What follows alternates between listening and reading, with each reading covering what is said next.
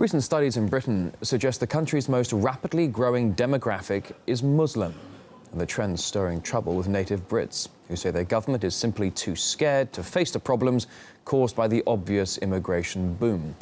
So we sent one of our correspondents to investigate, that of RT's Polly Boyker. It's what Britain is known for, a vibrant, multicultural society. And it looks like UK babies are testimony to it. In East London, 77% of new mums weren't born in Britain. Nicoletta is from Romania. 2007. I've been here with my husband together, so kids come through and that's it. Suchini recently moved here from Sri Lanka. I'm very happy. My children is born here, very happy. Zara has 3 children.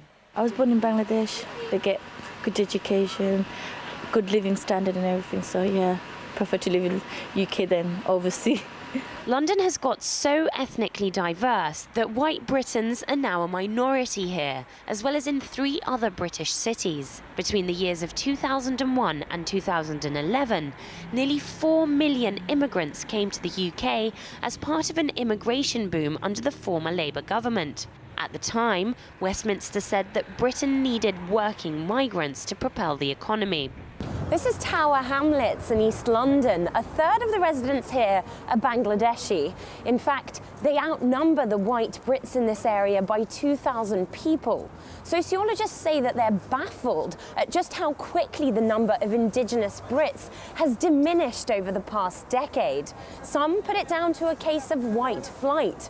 They say that Caucasian Brits are moving out of the country's most diverse areas. There are people in this country who have racist motives, who simply don't want people because of the colour of their skin or ethnicity.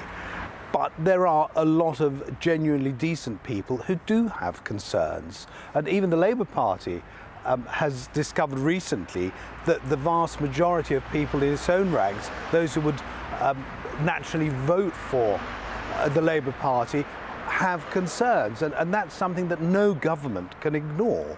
The leader of the opposition Labour Party recently admitted that his party got it wrong on immigration.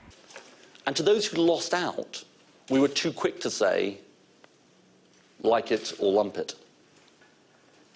The truth is the public were ahead of us in seeing some of the problems of migration because they were seeing them in their own communities.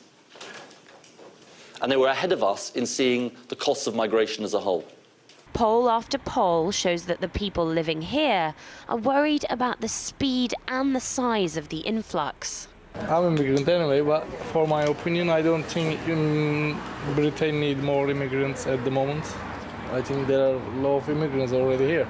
Critics say the government is too frightened to address what Britain will look like in 50 years' time. It's going to look like Islamabad, basically. It's going to be a complete population change. The indigenous population is shrinking anyway. The younger generation, the younger Muslim generation, is becoming increasingly radicalized.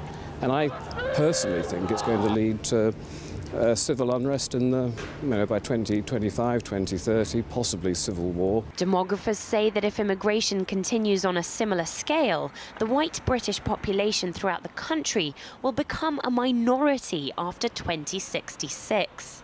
But with less than half of Londoners already describing themselves as white British, some say that a quiet and irreversible revolution has already taken place in Britain.